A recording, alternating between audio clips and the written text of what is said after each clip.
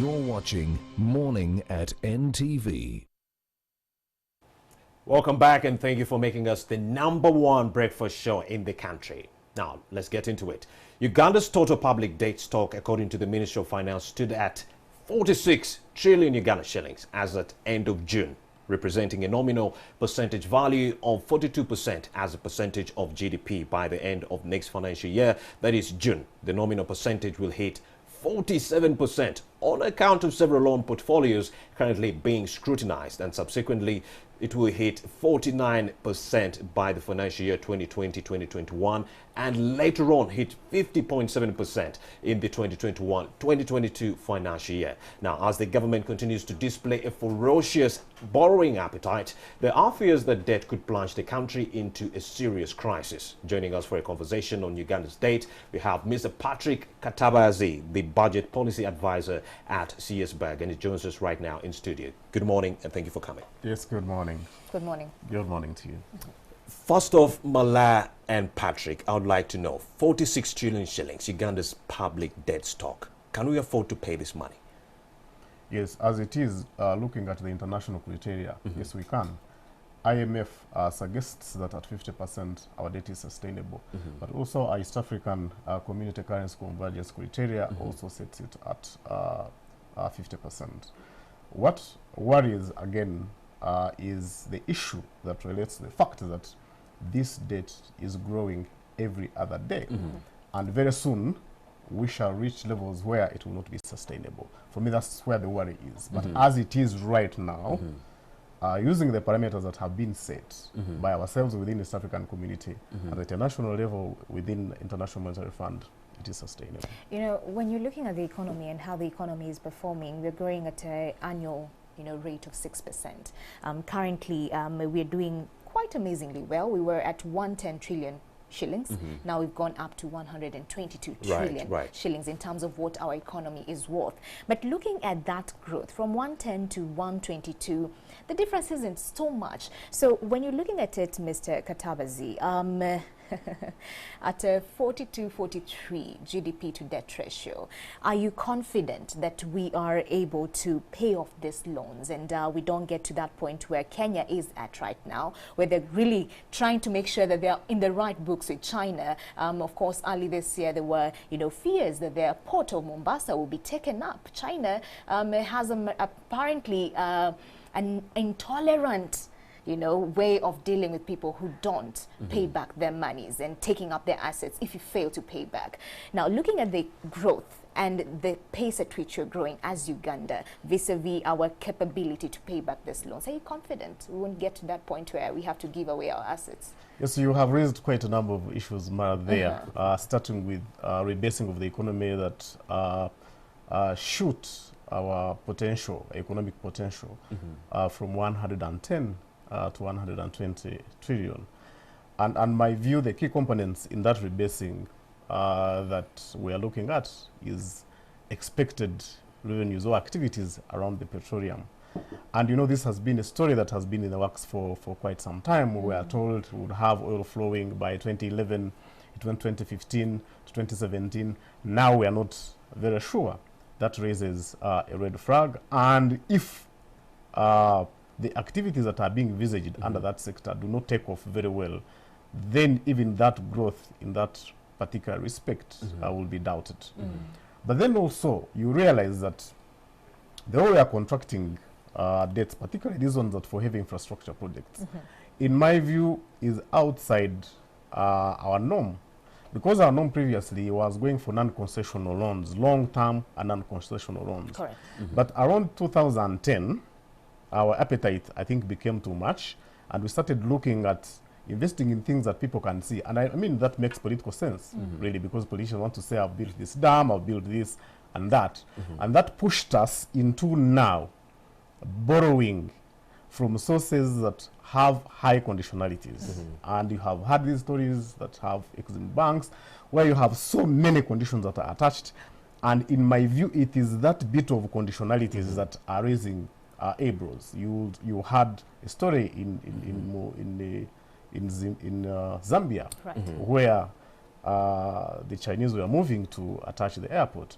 You've heard these stories of Mombasa moving to attach the... And therefore, you asked whether I'm very confident that we'll pay. Yeah. In light of the fact that these projects that have been financed by the bank, by the Exim Bank, were premised on the fact that they will generate money and will be self-financing. On that basis, that it has not been able, or it is likely not to be the case, then my confidence dampens. Because as you can see, one example is the express, the Entebbe Expressway. Yeah. You see it has a road toll. It is supposed to be operational by now. People are supposed to be paying the money. This money is supposed to be used to repay the loan. Right. That is not happening. Karuma Dam, although it is expected to be completed by the end of this year, but Karuma was serving very many purposes. One of the purposes was for generating power for internal use. We already have a surplus, looking at the people who are connected to the grid. But also, more importantly, the other purpose was for export. So the transmission lines that would facilitate that are not yet in place, are not, if they are trying, they are not yet complete. So to that very end, you would have a completion date that will be more or less like on schedule, but where the expected benefit in terms of export will not be easily realized. So therefore, it would mean that it is us, the Ugandans now, through our budget, that will be able to raise this money to pay back. And the whole business concept for these projects then actually falls short. But remember, we are supposed to be generating this money internally to finance many other development programs. Correct. So now once we do that realization, we'll be stuck at some point. And that's for me. So ideally at this point, it's the taxpayer going to bear the brunt of reservicing and repaying these loans. Definitely, if it comes to pass that the business projections that were made were not very realistic or would not actually make sense at that time, then it would mean that it is us to pay this money. So, Mr. Katabas, earlier on this year, the finance minister right there, Matia Kasaija, came out and sounded an alarm to the president that the Chinese were actually plotting something, repossessing assets. Like you've mentioned what happened in Zambia, Mombasa port being taken over in Kenya right there. And so he had his concerns and talked to the president that, hey, we are in a very big dilemma right here. But then the president, we saw him during our Independence Day celebrations while he hosted Mr. Mnangagwa. He said that actually the Chinese are the only people willing to actually give us money for infrastructure projects. What do you make of that? The finance minister sounding the alarm and the president saying, no, the Chinese are our friends. No, yes, of course. The finance minister is projecting a technical view. And this is a technical view that has been espoused by the Auditor General, if you have read his report. Yes. This is the same view that has been within civil society circles. You remember the supplements that civil society organizations were running in the place, that as a matter of fact, the president at some point condemned that they are inciting the public and the like. But also the president cannot then feed into this song sung by the technocrats, because at a political level then he also provides some little bit of comfort and saying that everything is all right. But for me, I also think that deep in his heart he knows that if this money that has been borrowed was based on a business case that seems not to be playing out as expected, he knows that is a risk. And for the first time within international law, we are seeing assets, public assets belonging to a sovereign country being threatened. Well, one might say that that is as a result of the contracts that we have had with these multinational companies that are giving us money. But it's very unprecedented. Under international law, assets, public assets, are not attachable. There are not very many incidences that we have heard about where another country invades another country and takes over assets because that country has failed to pay debt. So, but with these arrangements with the Chinese financial institutions, we are seeing that coming on board, and it's something that we need to start studying very carefully. Right. You know, let's just go back to the cost of doing business within Uganda.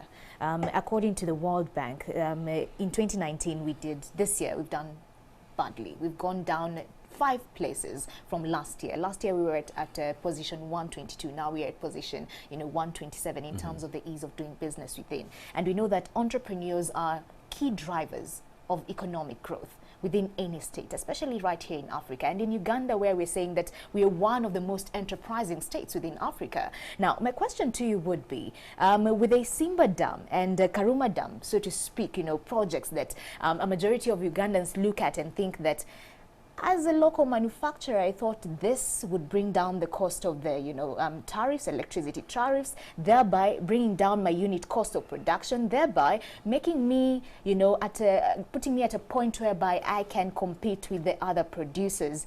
But on the flip side, the opposite is actually happening. We have a supply of electricity, but when you're looking at the tariffs, up there in the sky. Why? Government is saying that, hi, we are bringing up the numbers in this, trying to fight to make sure that we repay. The excess does repay, the loans that we borrowed. But as we try to balance this out, and on this side, as much as we're trying to put the tariffs at a higher point so we can repay these loans, on this other side, are we not shooting ourselves in the foot by suppressing the economic drivers who are entrepreneurs and making their lives impossible, so to speak, in terms of them not competing? Because if your cost of production is high per unit cost, then that means that when you put your product on the shelf with high prices, people will of course go with the low price products. Yes, I understand your concerns, and those are the concerns I think shared by everybody in the general public, that the cost of doing business in Uganda is relatively high, and the cost of electricity remains high despite these heavy investments in electricity. But this is why. Now, you have about 1,700 megawatts at play. Yes. You have Karuma expected to add another 600 megawatts. But then you have a country that is consuming about between 500 600 megawatts. So what it means that whereas you have a surplus, if you cannot create avenues of making money out of the surplus, then you have the issue of redundancy costs. What do I mean? It means that you'll again spend so much to even maintain the infrastructure that you have. Because the infrastructure is providing for the capacity beyond which you can be able to utilize. Correct. And for me, that remains the cost. So, until, for instance, for Karuma's case, we have transmission lines, including other projects, transmission lines reaching each and every consumer, including the projected exports, then I do not see the cost of power Going down. going down. And I also think that reasonably that the expectation of power tariffs going down is, in my view, in a medium term rather than in a short term. So, but what we need to see is working around the transmission as well. But then also, for the general question, looking at other enabling factors that affect the costs of doing business in Uganda particularly. But also would want to note that why we probably could have gone down as well is that some of these ratings are also affected by other, dynamics in the country, like the political environment coming to the general election, almost every time. Right. We gear towards elections. Of course, there is dampening of spirits within economic circles. That's also one of the reasons. But Mr. Patrick, Romeo as well, we're having this conversation. And the majority would argue the forces of business ought to play on this one. When the supply is high, yes, yes. and also, yes. High supply would automatically mean that the price goes down. Yes, but goes that is not happening. But of course, the explanation is there. But my question is, with all that in mind, and like you've broken it down, do you think this speaks to a higher problem where we lack transactional advisors within the country, or if they're there, it seemingly looks like government is not heeding to the advice in terms of, whether or not we really need some projects and whether or not we need to borrow for these projects? Because if we're saying that, hey, we're boasting to have a surplus of electricity, then did we need Karuma Dam, for example? Yes, of course, there's always a conflict between technical economics and then political economics. And in many cases, then you have politicians who want to showcase that they are working, and projects that are visible are those projects that ultimately take the day. And we have had this debate, and recently I'm glad that International Monetary Fund and World Bank is coming in to say, hey, look here, we are investing so heavily in physical infrastructure projects. It is a high time that we start looking at human capital development. Because in any case, by the way, even when you say that there is a high supply of electricity, is there corresponding demand for electricity? So if you have the entire population that accounts for only at about 20% being able to be connected, because largely because probably of economic power, then you also see the problem with internal demand of this electricity itself. And for me, that is a result of our challenges within human capital development. So you are going to have progressively very nice roads, very, very, very good buildings, very, very good physical infrastructure projects, but with people who are unable to utilize them because they are poor, they not have a very well state of health, they are not well educated. So the projects will not be working for the people, right? So they will definitely not be working for the people at some stage. So if these disparities continue to exist, and that's why for me, I strongly believe that going forward, we need to start seeing a match and mix. Corresponding the investment in physical infrastructure with a corresponding investment in human capital, right in there. education, in health, and in social protection. Mr. Kitabazi, the Isimba and Karuma dams raked in a whooping $1.6 trillion? Yes. Right there. So many people were asking themselves, how will we be able to reservice these loans? One, because the Auditor General came out and said UEGCL will not be able to repay these loans using the money accrued from the sales, from the electricity sales. So where does this leave the country right there? Getting these big, big loans, but then we are unable to repay them in that way. Well, of course, the Auditor General is raising red flags. And for now, for the purpose of this discussion, I think they remain red flags. We haven't failed per se, but there are signs that we are headed for tougher times. Already in our national budget, we are spending about 2.9 trillion on interest rates. That alone speaks so much, because then that item becomes the second most funded items on a national budget. We are ahead of education, health, so that's really a sign. Now, when you look at our current debt stock as an example, if it is hitting 14 trillion, it is way above our overall national budget. Correct. So it meant that if we mobilized resources internally and even borrowed, we cannot pay this debt in one single year. Now, another very interesting angle to it is that we are projected to collect, I'm talking about Uganda Revenue Authority, 20 trillion. So half of that, the entire collection from expected collection from RA cannot finance half of the loan, half of the budget, half of the loans. Of the debt that we have if we decided to pay for them. But then one would say that's a very simplistic calculation, but it gives you pointers on how difficult it can be if the process is not managed properly. So I want to believe that because we are relying on unspent oil revenues, I want to believe that... Which might not happen until 2025. Yes. I also want to believe that because our economy has positive signs of growing, then that... and believe that perhaps we will not be able to cross the threshold. I want to believe that it will be sustainable. Another person that shares your sentiments when you say that the economy is growing could be the Commissioner, Ministry of Finance right there, Mr. Detema Godfrey. He did say that, yes, we are grappling with public debt, but the economy itself is growing. We are actually exporting goods worth 500 million dollars right here in the region, or only right here in East Africa. Do you share the same sentiments? Yes. Public debt being at 46 trillion and then exports being at 500, can that actually translate into a good economy? Yes, the economy is growing, especially when you look at our exports within the region. But again, we're also facing very, very heavy deficits from trade outside the region. We are still import-reliant country, and that is not expected to change, even in the long term.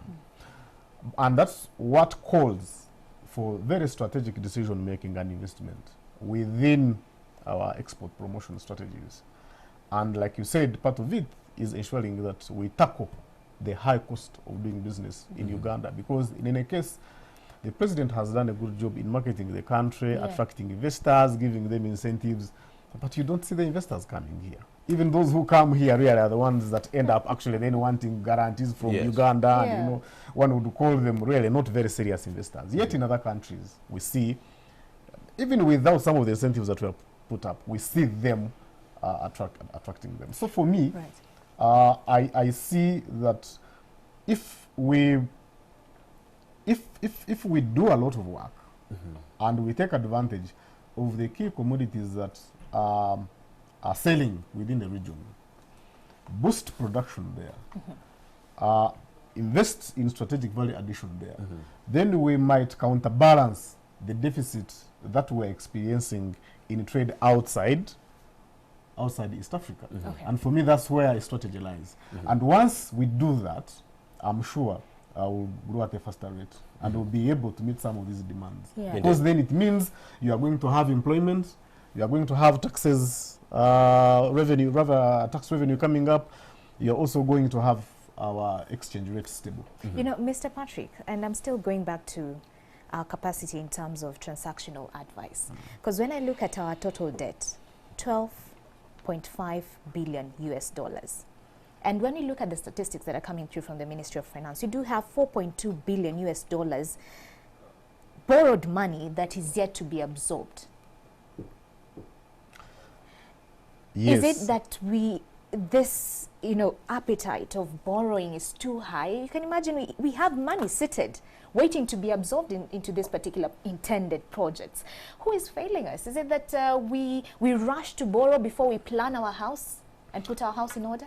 Because this is money that we are still going to pay, whether absorbed or not. We have called for reform on the development cooperation policy, because part of the problems that are manifested by the statistics that we have just read out are the inefficiencies within our debt contracting processes.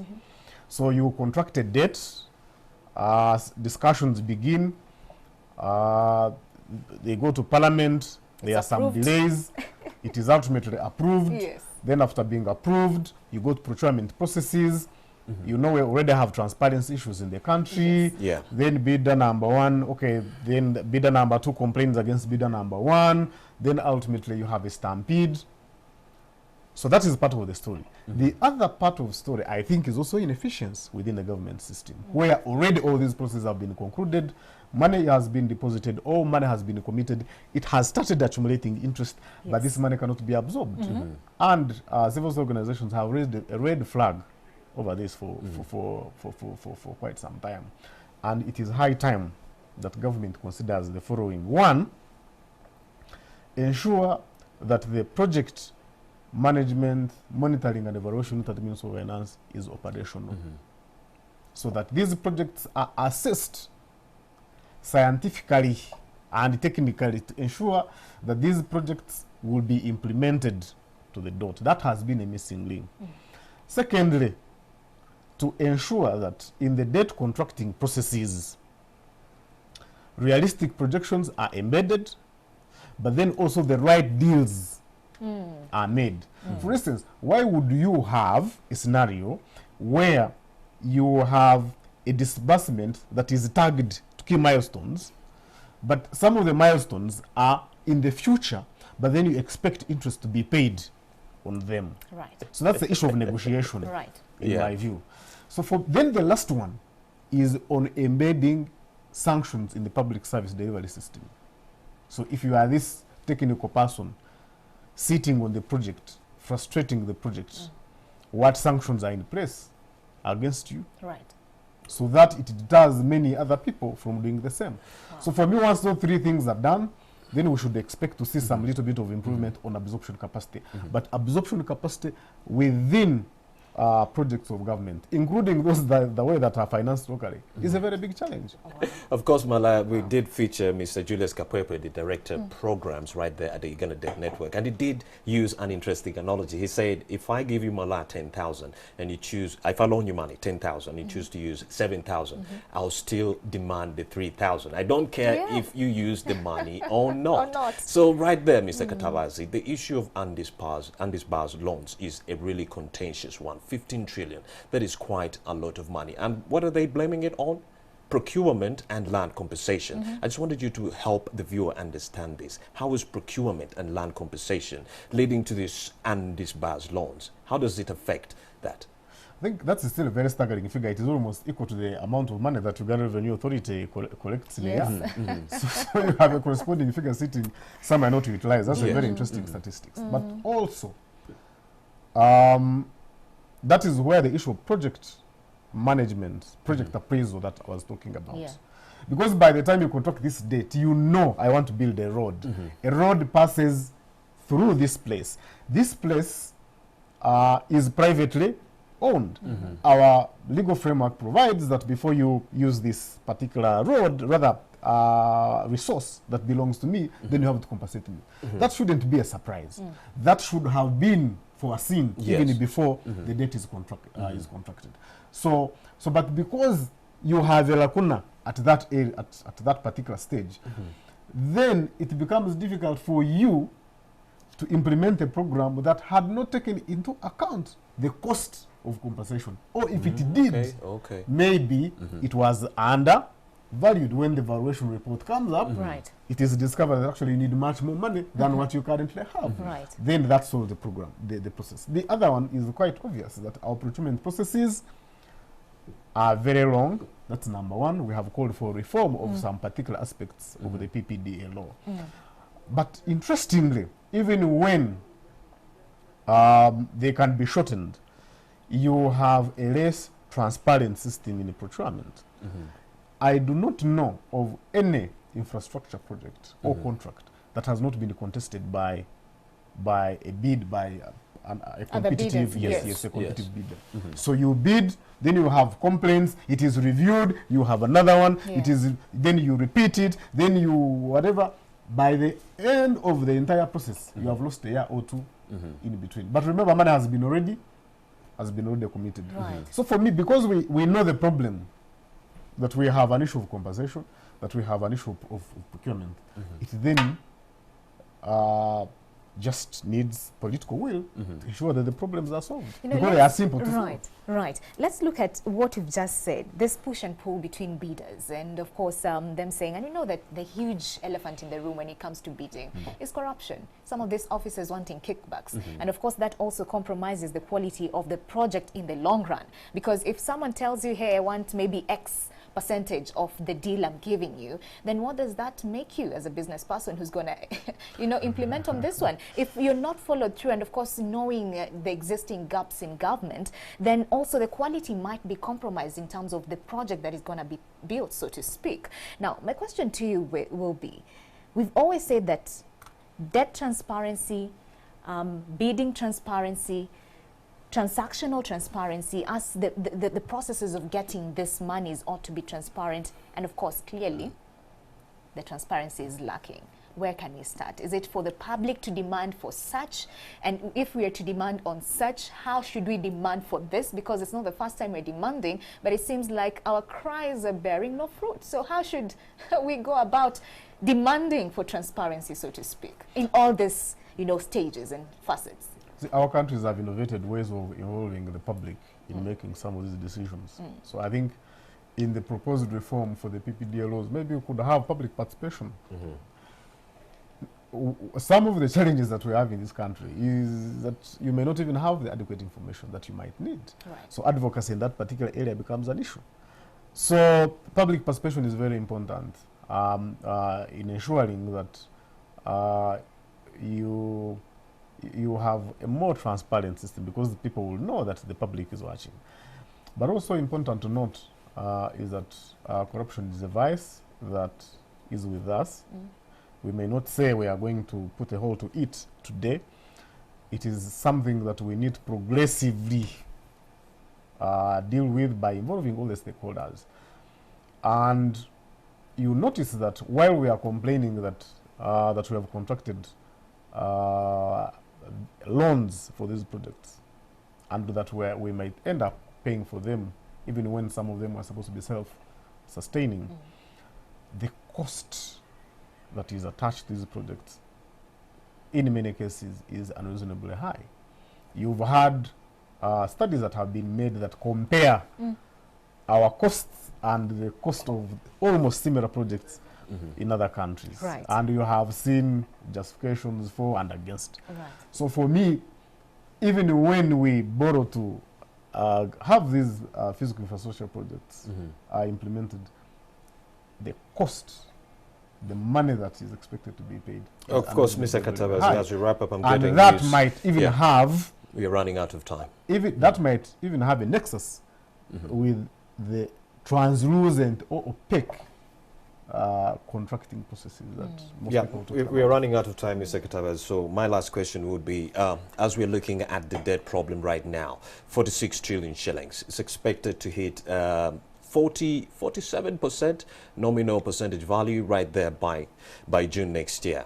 After we start servicing those 27 loans, Malaya, you agree with me right there, and then it will hit 49% after we start servicing those loans. But then we are expected to get more loans to service the oil pipelines right there in the Albertine Graben region, and it's expected to hit 50% by 2021 to 2022. Now, according to the Economic Policy Research Center right there, we had a fellow called Mr. Paul Akuna. He was saying it doesn't matter if debt hits 50% or 100%, the country will do so well, because he was saying if there are other countries that have hit the threshold but are still doing so well. Do you share this sentiment? I honestly do not.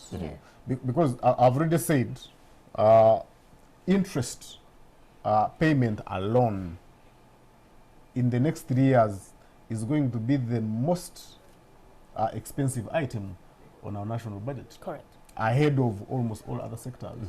So that in itself means that you have interest repayments, interest payments that constrain the national purse and making it difficult to finance key programs of government, including health and education. That is really standard. And we're not talking about debt repayment yet. Yeah, it's so the interest alone. Yeah, so now for me, there's a very strong reason why you have International Monetary Fund, you have all our own East African region pegging it at 50% as a sustainability level. Right. So there's a very strong reason. And once you offshoot that, it means that it starts compromising your economic So there is an obstacle along the way that we might hit. How best can we navigate this as a wrap-up? Yes, we can do that by ensuring that the next debts that we are going to contract, we have done very good feasibility studies for them. All right. We have empowered our project appraisal department at the Ministry of Finance. We have also structured the way we negotiate for these debts to ensure that debts that are very futuristic, then we would rather have phased approach rather than where money gets you put in account, it sits there, and then you start paying interest on it even when you're not using the money. Right. And then, of course, the reform of the procurement processes so that at the end of the day, you don't have unnecessary delays. But also, ultimately, putting a cap and reducing on the appetite that we have. Reducing on the appetite. Mr. Director, please give me 1 minute. We need to ask this pertinent question. Director, please accord me 1 minute on this one. Mr. Patrick, we can't let you go without you telling us. Do we have other avenues of getting our monies over and above China? We know that China has a strategy, and of course, they are eager to make sure that they become a superpower. By all means. We're looking at Sri Lanka. They've already lost their harbor, their port. And this is Hamna Botota port, pretty much. They lost it. It's a done deal. Yeah. They've given them a 99-year lease period. That's like, it's gone. That's forever, honestly. So do we have other avenues in terms of getting this, infrastructural development monies? No, we are hopeful that when the oil revenues start coming in, that 2025. that is where we are hoping, that's where we are hedging our hopes. So right now we are sitting ducks. Yes, if that does not happen, then we might have a crisis in our planning processes. So China is the only option. If petrol money doesn't come through, it's only China. No, I don't think that's the case. Okay. Because China, the loans that are from China and associated only account for less than 30% of the entire loan portfolio. So there are many other avenues, except that the Chinese are the ones that have been very generous in lending to these heavy physical infrastructure projects. Of course, there are other avenues. We have the World Bank, we have the African Development Bank, and right now the president is in Russia for that Africa-Russia summit, and then he's trying to solicit money. He's trying to solicit money. Maybe he's trying to stay away from the Chinese, the Chinese are any better, up to the Russians right there. The Russians. Patrick Mutakawa is right there. He's a budget policy advisor at CS Bank, and the conversation has been centered on Uganda's debt problem that is actually at 46 trillion shillings, expected to add another 4% by June next year. 2020 2021 it will be at around 49%, and 2021 to 2022 it will hit the threshold of 50% right there. So that's the end of that conversation. We'll be right back with more. Keep it morning at NTV.